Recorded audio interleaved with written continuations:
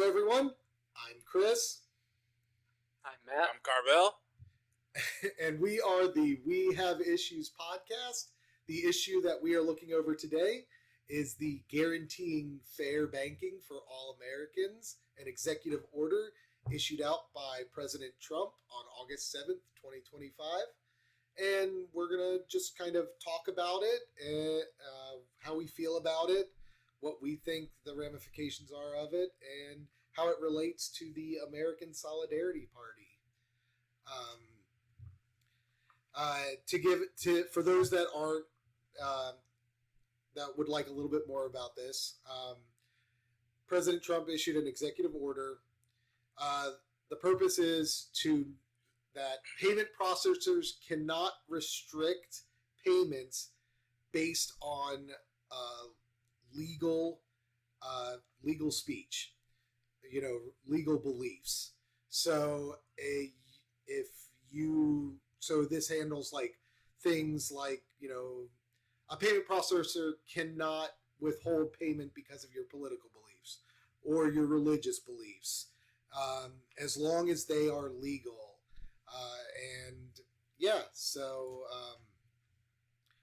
What do you guys think of this executive order? You've had a chance to look over it. You know what? I think this executive order is very complex in a lot of ways, and it could work. We got to look at things for the future and how they're going to work out for us in the future. And one of the ways we're going to tell that is looking at our past. But still, like, things are just changing a lot in the U.S.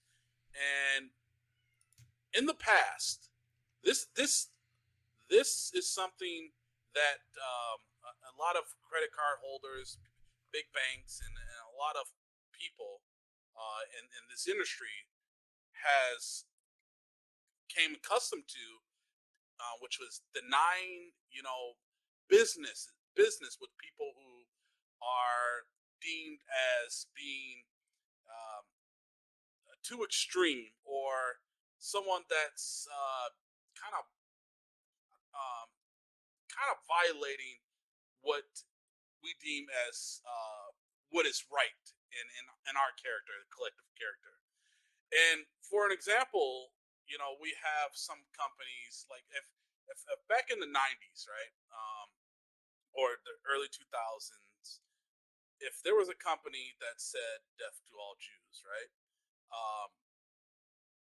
that company, and of course companies won't do that, but that person, that individual, that company would be banned, and people like MasterCard, Visa, or banking institutions wouldn't want to do business with them because of rhetorics, right? We saw, I know it's not the exact same thing, but we kind of saw something similar happen to Kanye West, right? Where, people are like, hey, the anti-Semitic speech you're having, we're not for that, and we're going to ban you however we can. We're going to hit you in the pockets, right? Right now, we're at one of those pivotal points where the far left kind of gets away with murder sometimes when it comes to banning people who don't agree with them. But in the same token, the far right have some cuckoo puffs people on their side that shouldn't have that platform and the funding for them to give out hate speeches or whatever. And in my perspective, this is one of those things that we have to kind of take a good look at this and say, what are we doing? And is this going to work out for us? Because what could potentially happen, is that we could be funding, or we can allow hate groups to be funded. For example, I guarantee you there's going to be no banking system that's going to allow like Hamas to go out and say anything they want to say. Well, the executive order doesn't protect Hamas because they're a terrorist organization, and it only protects lawful speech. Right. Remember that. So You Okay, know, all right. Well, thank you for now that correction. that we could run into an issue where something that is legal today might be made illegal in the future. You know, I mean, but you know, That's what there's I only was going certain to people say. that are going to be protected. Right. Carvell's concerned about Hamas. I mean, there's already Hamas supporters in America that speak and are technically protected as long as they're not openly calling for violence. I mean, being pro Hamas isn't in and of itself wouldn't be grounds for them to ban their banking. Right. Yeah, and that's thank you for that, Matt. Thank you for kind of speaking exactly what I was trying to say, right? And that's the main thing, right? There's a lot of things that is legal, but it's not right, and this could lead to one of those. Um, this could lead us down a dark road, right? Where we could say, well, it's perfectly legal to speak out against a certain ethnic group, or it's perfectly legal to say things that we know in our spirit and how God has led us to be incorrect. But because of the law, it's okay. And that's not where we want to hit, or that's not where we want to go. Just in my opinion, and a lot of people, I believe, with ASP. I'm personally kind of okay with the whole thing, unless there's, and feel free to correct me if I'm wrong, if there's something that I haven't read or I'm not aware of, but it's basically just saying that banks cannot use their ideology to deplatform somebody through their funding and stuff. And banks, in and of themselves, from kind of a secular view, banks should be neutral. There shouldn't be a leaning in a bank. And from a Christian standpoint, banks don't really make sense at all. There's no bank that exists that I know of that follows what the Bible has set forth for fair banking. Like, if you're, say, you are a CEO of a bank and you charge interest to Christians on loans, that's unbiblical. So from the biblical standpoint, I would say banks probably even merge into being immoral just by their very nature. But banks are a unique entity because they operate like businesses, but they aren't businesses. And really, to me, it should be kind of hands off. A bank's only job would be to store money, to facilitate transfer of money, to issue loans and things like that. And of course, they're going to generate profit, and that's how they operate. But at the end of the day, and I don't like it. Um, this isn't something that my personal feelings are strong toward, because I know, like Carvell, Chris, the three of us could sit down and somebody could say, I need money, I need funding to do this. And I think we all have such a unified moral compass that we could say yes or no either way, but that's not how the world works. And so then it's kind of up to ultimate, just complete freedom for the banks to fund people, how not, considering what the funding is for necessarily, unless there is a financial risk to the bank. Their main job is just to facilitate that funding. And so I think kind of we should just let that go. And if the bank suspects that there's nefarious actions, like Carvell's using the example of Hamas, so you can't take an individual who is pro Hamas and debank them. But if the money is moving around in questionable ways, I would think the bank would need to call in like the DOJ to come investigate that. So the bank itself wouldn't have any kind of power to remedy that situation, but they could defer it to government agencies to come in and look at it. See, I think that to play devil's advocate a little bit, right? So, like you said, banks are businesses. If you want a nonprofit bank, you go to a credit union, right? Because that's you voting for yourself. Honestly, I would much rather. I'm kind of with you, Matt. I would rather banks kind of just not exist and everything be credit unions, that sort of thing. But I feel like at the higher levels that doesn't exactly work. That's only for like your local retail community kind of thing. But well, it's like the socialism communism argument. In small scale, it works. large scale, no, same thing. Right, but banks, because banks are businesses, banks do have customers, and those customers, can make a choice. Like, if I pick between like Wells Fargo or Chase, I can go with one or the other. If I find out that Wells Fargo is funding people who like Hamas and Chase isn't, I'm free. Like, I'm free as an individual to choose that based on my own moral compass, which a lot of people can choose to do.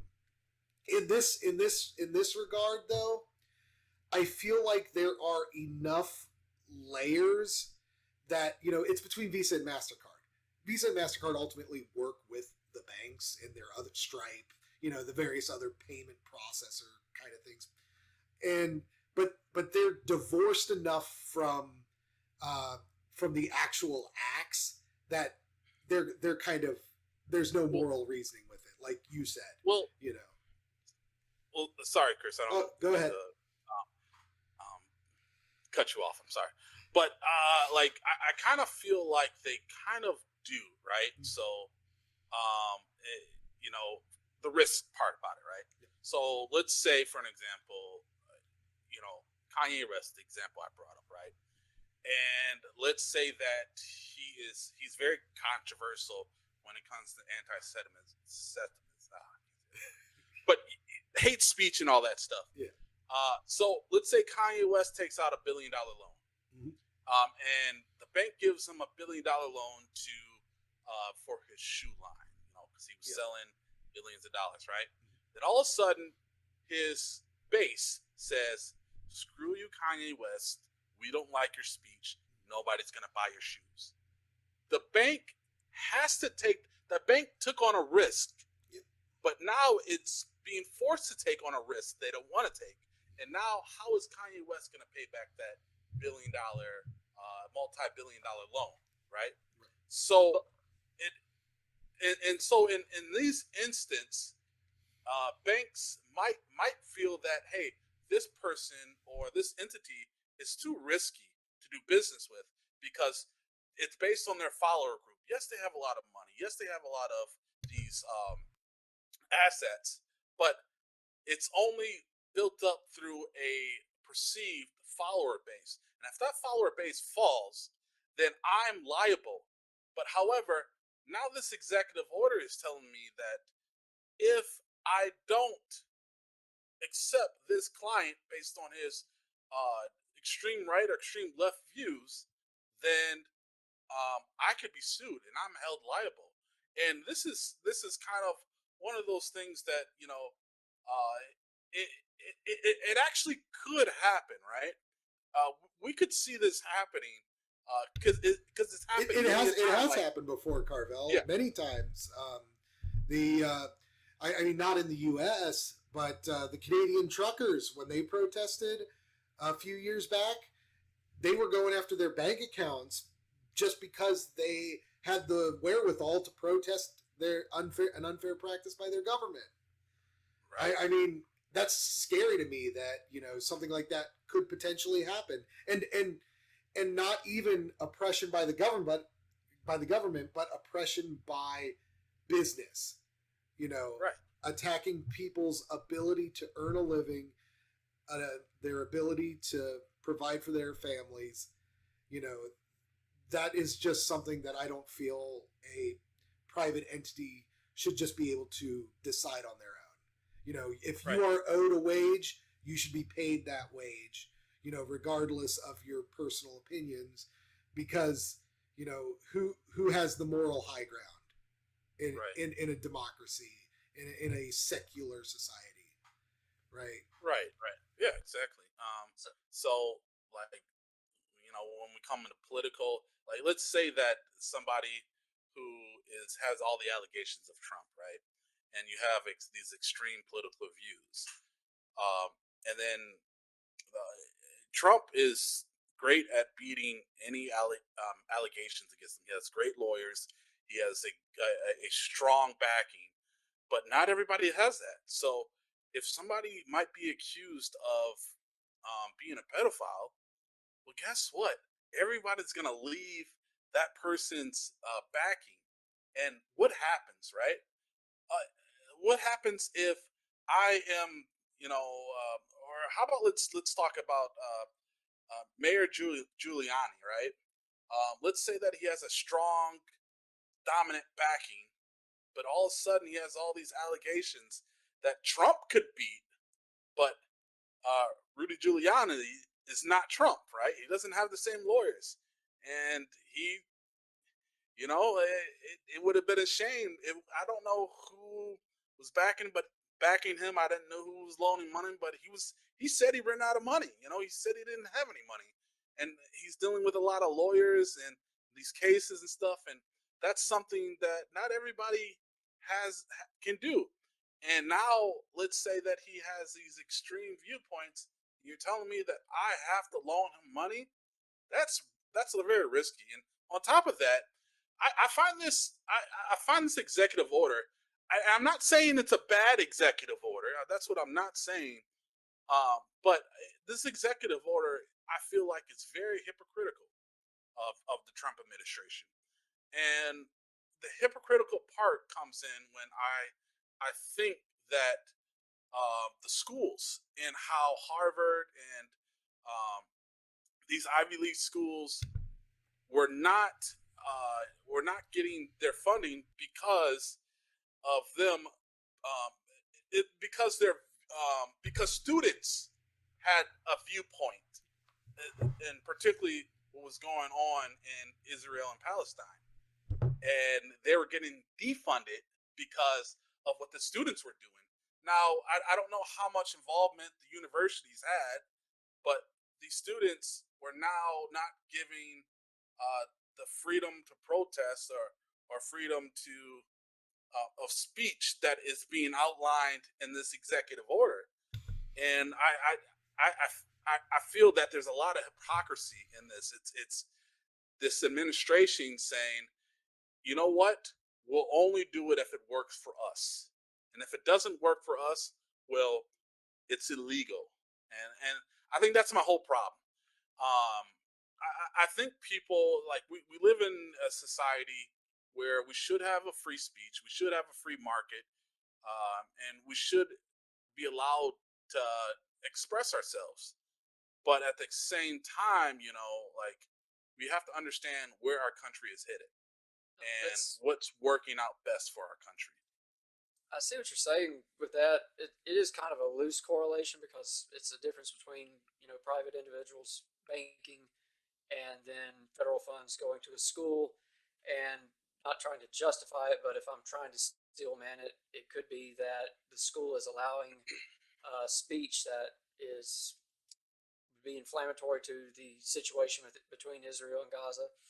And since Israel is an American ally, that could be cause for concern there. And so you wouldn't want federal money going towards something that is going to intentionally make foreign policy more difficult. That would be how I would, if I was trying to justify it. That'd be the difference there.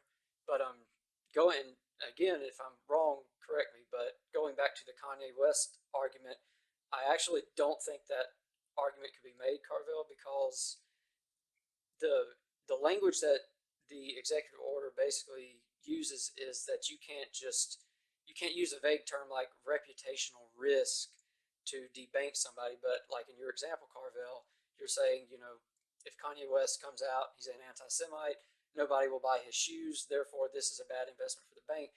I think they would be able to make that risk assessment on those grounds to say, look, anti-Semitism is obviously not popular in America. If he makes these shoes, no one's going to buy them. This is a terrible investment. So, am I wrong? I think this is different though, because this isn't saying that, this isn't forcing like banks to hand out loans to people. This is, if you are due money, you must get that money. So in this case, it's like a Gap, the the social media for the alt right? They had an issue where they got deplatformed a few years back, and they struggled and they finally found a new payment processor I believe Gab's still out. That's not my sphere, so I don't know. What is Gab? It's is it a Gab or it's Gab? it's like it's so it was Gab came into existence, I believe, when like the same time around the same time as like Truth Social and all that, when Twitter was before Elon bought Twitter, all these things were getting deplatformed, right? And they like made their own. They're like, fine, if you don't want us, we'll make our own, and we'll, you know, do the free enterprise, let the market decide. They were getting hundreds of thousands, millions of followers, and they were making money. And then, they just the Visa and Mastercard just decided we're not gonna process these payments to you because you're hate speech, right? And so they lost out on the ability to earn money. And that's what this executive order would well, it's this, yeah, it's the same concept, like kind of what I was talking about, like just to bring it back, to make a better understanding of what you guys were, what I'm talking about. So, for an example, after the hate speech came out, right? Kanye West was selling shirts with swastikas on them. Yes. And when he was selling shirts with swastikas on them, I do not know if Visa or MasterCard or anyone. I doubt that. I doubt they stopped the payments. Yeah. But like, and this is the thing, like they're. But this is the example I'm talking about, right? Sorry. This is the example I'm like talking about, because, and to my understanding, correct me if I'm wrong, right? But the executive order was to pretty much create a what is it? Individual and business can be denied access to financial services based on the political and religious belief or lawful business activities, right? And I think this goes back as far as when CityCard was basically like tracking people who were using it at Cabela's and Bass Pro and things like that. That's specifically listed in the order. Yeah. Okay, right. Okay. Right. Yeah. And we know that that's incorrect, right? You should not allow to be that. But this, from my understanding, I could be incorrect, but this executive order extends that, right? So if Matt shops at Bass Pro and he has a platform, he should not be. We know that is incorrect to ban somebody like that, right? Especially if you're perceived to be on the right or the far right. We know that, but this executive order encompasses not only that, but people that are banned from having their. And correct me if I'm wrong. Correct me, please.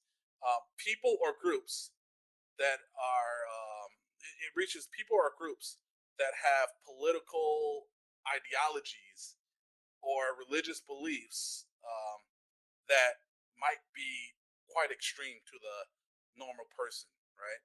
So as I mentioned, Kanye West selling swastikas. So the way I understand it is, it would afford those protections. So us being ASP, that would be a good example. If the banks, for whatever reason, got pissed off at us, they could potentially deny us a way of, facilitating transactions and debanking us. Could you imagine if we weren't allowed to receive, if the party wasn't allowed to receive donations because they were listed as a hate group? But that would be the difference, and I think that's what's kind of actually brilliant about how it's worded. It sounds like, from the executive order, what I understand is you can't just cite a vague reputational risk. You couldn't say, well, they're ASP, they're pro-life, and we think that's going to be bad for the business. It would have to be, Carvell laid this out perfectly. The ASP is selling shirts with swastikas on them. That's going to hurt, that's going to hurt us, because people are going to pull their funds from the bank. Therefore, we can't do business with them. And so I feel like it's written where there has to be now there has to be a clear justification of why it would financially cause harm to the bank, not just, well, I don't feel like that's a good thing to be. It's they're doing something that's intentionally bad, and so I don't think it actually wipes out as much autonomy as we think it does. It seems like the language is specifically so you can't just use a vague, what if, like, oh well, people might not like that and it's kind of bad. You actually have to show where it would financially harm the bank. Is there Right. is there is there do you think that there exists a reason to withhold funds? Like, if for legal speech, is there a case where you think it would be acceptable? Yeah, I do. I personally do.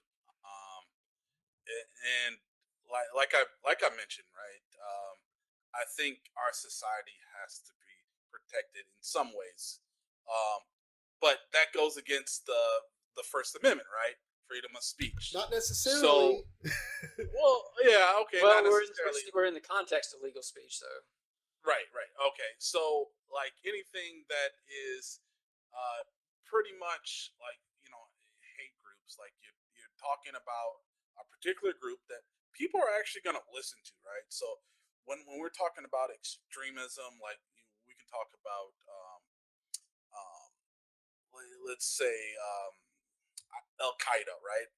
And they're trying to recruit people in America to, uh, if you are an American and you're a Muslim, make sure that you get a gun and you kill as many Americans as you can.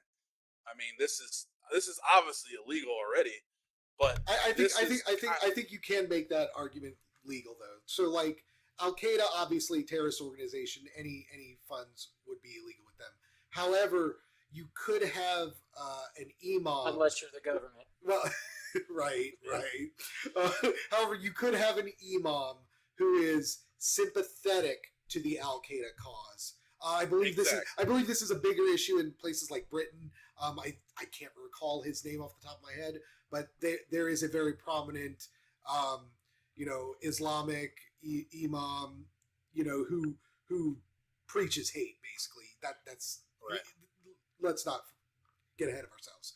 But he exists, but he is not tied to any particular terrorist organization, as far as I'm aware. But he just supports their activities. You could have like an Irish person who supports the IRA. IRA is a terrorist organization. You can't, but you can be sympathetic towards these people, and that is your free speech. So you could make that legal. So to continue your argument, Carvell, imagine not Al Qaeda, but someone sympathetic to Al Qaeda's cause. Yeah, that's kind of where I was trying to get at. Let's say that I am sympathetic to Al Qaeda, and I'm like, okay, they're not bad, and I go to millions. I have millions of followers, and I say, hey, guys, I'm not part of this organization. However, this organization, the things they teach inside this book is not incorrect, and it's okay to feel this way, and it's okay to think this way. And then what we don't understand, especially young men who don't have the ability yet to um, to to decide, or I don't want to say decide, but to be able to formulate their own righteous opinions. Um, they'll listen to it and they'll follow it, and that's when it becomes extremely dangerous for the population.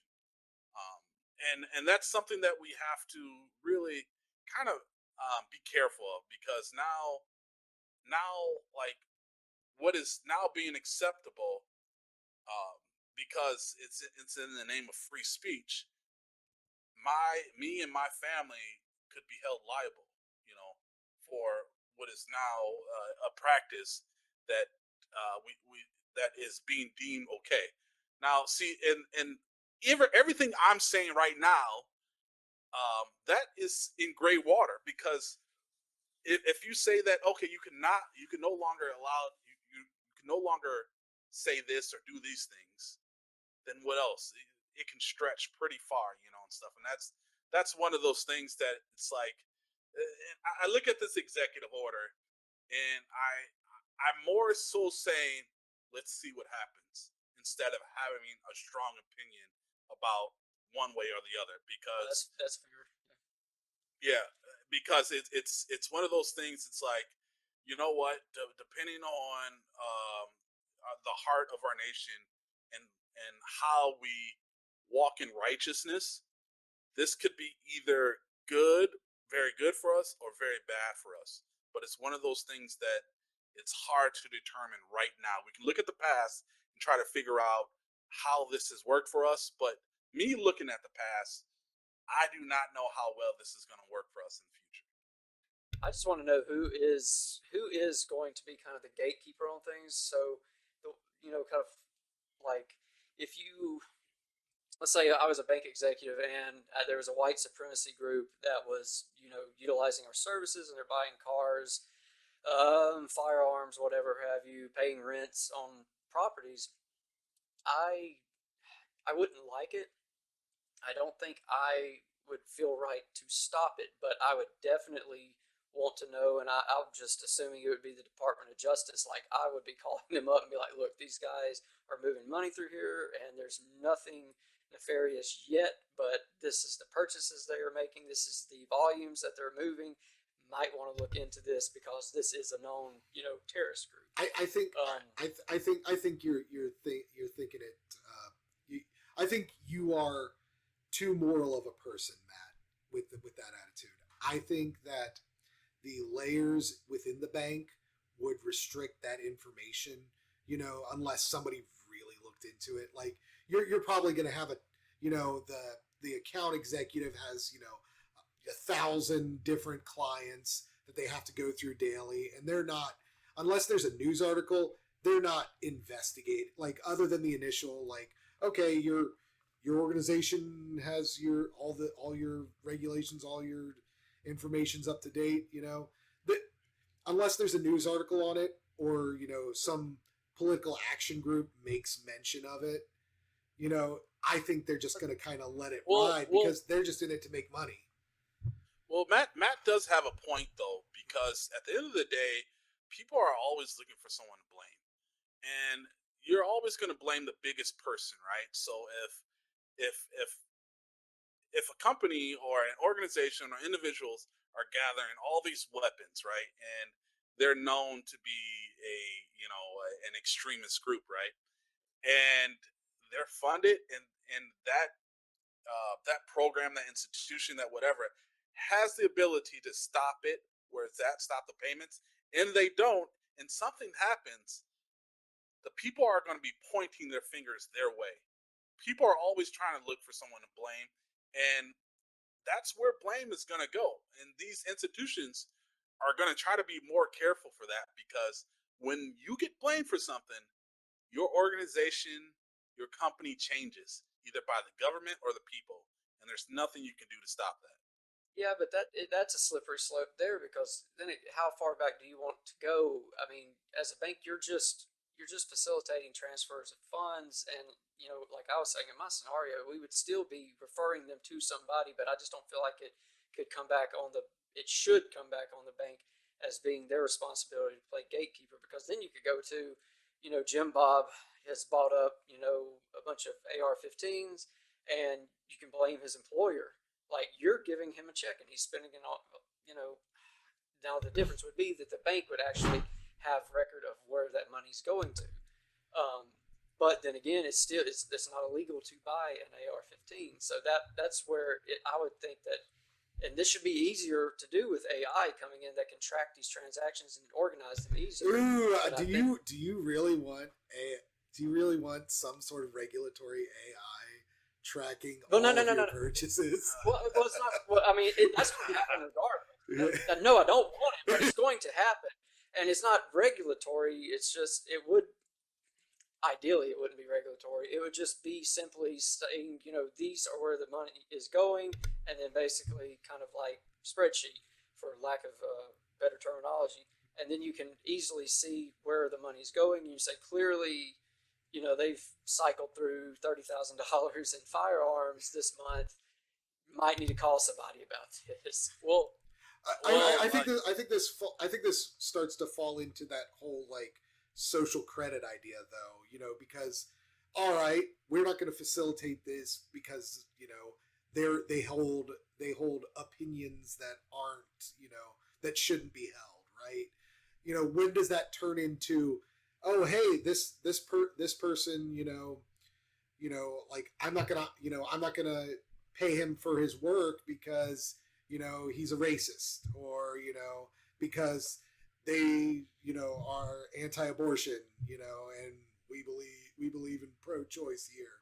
So like that, I think this is a good first step. This is a good setup for just to make things as neutral as possible. Divorce opinions from action, right? Well, yeah.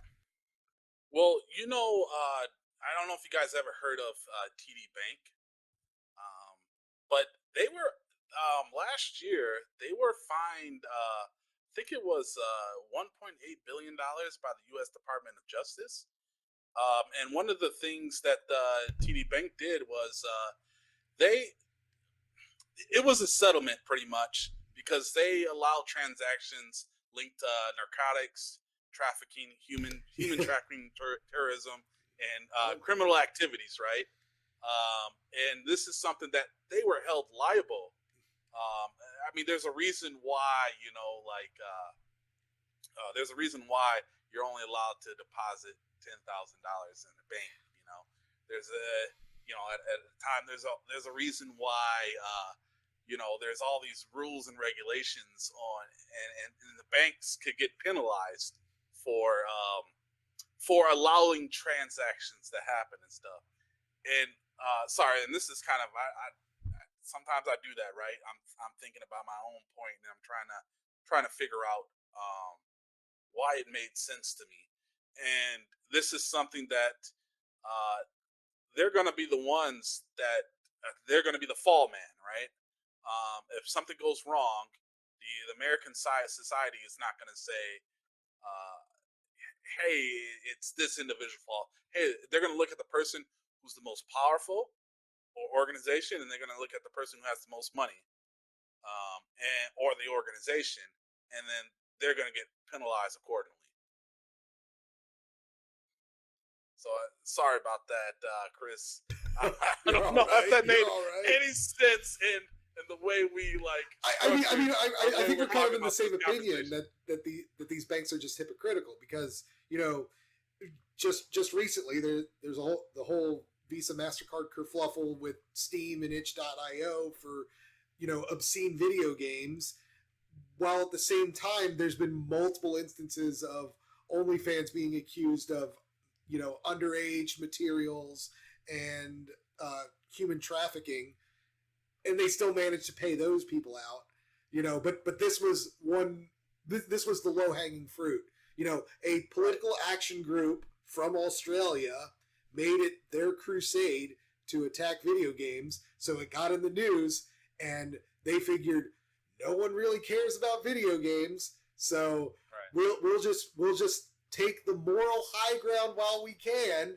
Meanwhile, they're South American women being forced to do sex acts for money on, for OnlyFans. No, that's fine. We'll keep giving those, cartels money and things like that, just because no one's caught it yet.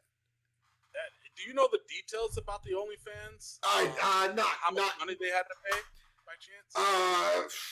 You're gonna have to give me a second here. I mean, we can look it up. I might have that on me. Let's see here. I do not. Nope, I do not. In fact, have that. I do not think there has been a settlement. There wasn't a situation with it. It was literally that there was no payment stopped. It's just business as usual. Yeah, because right? because they're a multiple billions of dollars. You know, Yeah, there was they make money off their money. So like they're not gonna let that dry up. You know, what Chris was trying to say was, video game has naked people in it. Not going to sell a video game. OnlyFans has naked people on it, but makes a lot more money. OnlyFans is okay. Yeah, like it's stupid, and you know that's kind of why I don't trust these organizations to make those sort of moral decisions, because they are amoral at best or immoral at worst. You know, so the way and that's exactly, but like yeah, exactly how banks are, and they should be neutral and probably lean more toward being amoral. But that's kind of, to me, that's how the defense ought to work. Is here's the banks on the outside letting anything through. Maybe you have a government agency that kind of controls and keeps watch over that, but ultimately it's the culture, and that's the problem. Is we don't have a unified enough American culture anymore, because that's how we could influence this stuff, is through the culture saying no, I don't want that to happen. If that would ideally be how it would be, because you'd have Kanye West go to get the loan, and the entirety of culture would say no, we're not going to do that, and then everybody would be rallied behind not letting Kanye West. Everybody would kind of universally agree that's a good idea to keep him away from money. But that's not what you have now. You have the bank who is making that ultimate call. So it's just not very democratic, because it's basically one entity opposed to the public at large that's gatekeeping the banking. I think that social change would make a really good topic for another episode. Otherwise, we'll go way too long today. Do either of you have any closing points that you would like to make? Well, okay, so sorry, I just want to jump back on this. Go ahead. No, go. Sorry, just really quick. I think unified, when we talk about unified and the banning of what we all agree on, this is actually something that has happened in the past.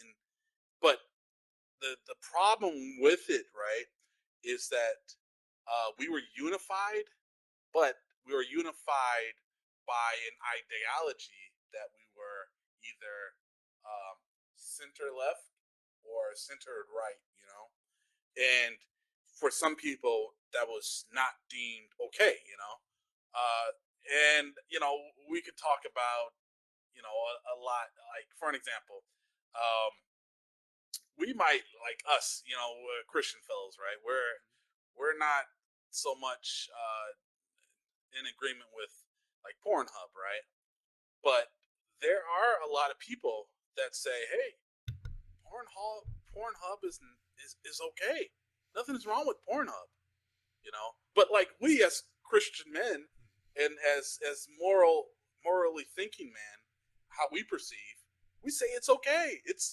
We say it's not okay. This people shouldn't do that, but we are only a section. Should they not be able to get their payments processed though? That's the thing, right? That's the thing. So and that's the major part of this discussion, right? Mm-hmm. Because there are people that are similar to us that have a much stronger stance and say, no, of course not. Visa or MasterCard should be held accountable if people are paying for these things. And we know this, right? And if there was ever an executive order that said, sites like Pornhub cannot be supported by Visa and MasterCard, me, probably Matt, and probably you too, Chris, we would not lift a finger to try to stop this. I wouldn't. I'm sorry, I can't speak for you, Matt. Can't speak for you, Chris. But I wouldn't, because it's just like, well, this actually works with my ideology. But at the end of the day, there's a lot of people, especially who are not strong Christians, that will say, hey, this is incorrect. And so that's kind of the problem that we've had in the past that could carry out into the future, right? I think in that scenario, Carvell, I would hold to the opinion of they're not wrong, but the right they are is concerning. So like Okay. I would probably I would probably they're not wrong to ban it, right? They're not wrong to ban the payments, but I'd be concerned about knock-on effects that might have, you know, and that would be my position. I just see it kind of as larger scale. Um, so, there's certain people that won't go to certain establishments because they don't accept cash anymore. And that's kind of how I see it is people get angry. Like you can't tell me how to spend my money and what way I can spend my money. And we have, as our society, our technology, the bank is instrumental in spending money. So that's just how I see it. To tell somebody, Visa can't, facilitate this transaction is really not much different in my mind than telling somebody, well, you can't pay me in cash. And that's kind of how I see it. I think people are thinking of banks more like a business, and that's fair enough. But I still just see that as some kind of intermediary medium for transferring money. And to me, it's just the same scenario in my head as saying I don't accept cash or I don't accept credit cards. Same thing to say I won't take, this bank can't make that transaction. So that's kind of how I see it. And this is the last one I'm going to bring up, and it's a question for you guys. All right, sorry, and I'll be done after this, I promise. In 2010 to 2012, do you guys remember WikiLeaks? Oh yeah. You guys remember that? Yes. So I guess I'm reading an article, and it said that both Visa and MasterCard, along with PayPal, halted processing payments to WikiLeaks after the site began to publishing diplomatic documents. Do you guys think this coincides with your viewpoint? With this, WikiLeaks is more so of a question. Yeah, WikiLeaks is more of a gray area because I'm unsure of a lot of the legality of their actions. I mean, they kind of operated on the once the genie's out of the bottle, you can't put it back in kind of situation where, we don't care if it's legal or illegal to release this information. It needs to come out because people should know. They were taking more of a moral stance rather than a legal stance. So the executive order probably wouldn't protect that, and Visa, MasterCard, and PayPal would have been within their rights to ban it. Now, on a moral level, should they have banned it? WikiLeaks was very sloppy with how they released their data. we found out a lot of good information. They did release a lot of good information. I mean, I wish they were still around right now because we'd probably have the Epstein files. But we would. But they operated differently than regular news organizations do. Their whole thing was release everything. Whereas if you had a leak by a reputable news organization that is protected speech, that is protected by laws, they would the Manning information, that stuff. They just released all the names out. Whereas the reputable news organizations, they would have informed the CIA that, hey, we have this information, we're going to release it. These are the names we have. What names do we need to, redact to protect active operations? Right. And they would, and if they did not, and to be fair, news organizations weren't beholden to. I don't know what the situation is now, but weren't beholden to the federal agencies in the sense that, oh, you can't show any of it. No, they would be like, these are who we have. Give us a reason not to release them, and then they would make the mature decision to release that. So, but assuming WikiLeaks was all legal or whatever, absolutely not. I want to be able to give $1 to this person. I should be able to give $1 to them. That's just the clear answer, and that's my view on it. Matt? Yeah, I mean, I don't think this has been going on for so long now. I mean, you've seen it in politics of businesses and large amounts of money influencing things in society. So I don't know why all of a sudden this shouldn't be an issue with the bank. I really think the intentions and Trump has had a track record of this of good intentions that don't quite pan out. But I think the executive order was mainly just to protect the individual, so that me, you, Carvell, we can spend our money as we see fit, as long as it's in the parameters of being legal. And I think the main parameter for a bank to be able to debank somebody would have to be that they are at risk of losing money. And what I'm kind of excited about with this is seeing, and I was actually, don't kill me, I was watching Steven Crowder the other day, and they were talking about student loans. And he brought up a good point that it's the only loan that's given without doing any kind of risk assessment. So that's what I would like to see is now that it seems like risk assessment is, they're going to be forced to define that more accurately and flesh that out. I want to know, is that something that's going to be looked at in the future too? I think that could be like a kind of an unintended consequence from it. I think that's plenty to say on the topic. Thank you all for watching, listening, however you consume it. This has been the We Have Issues podcast. I'm Chris. I'm Matt. And I'm Carvell. And thank you all. God bless and have a wonderful day.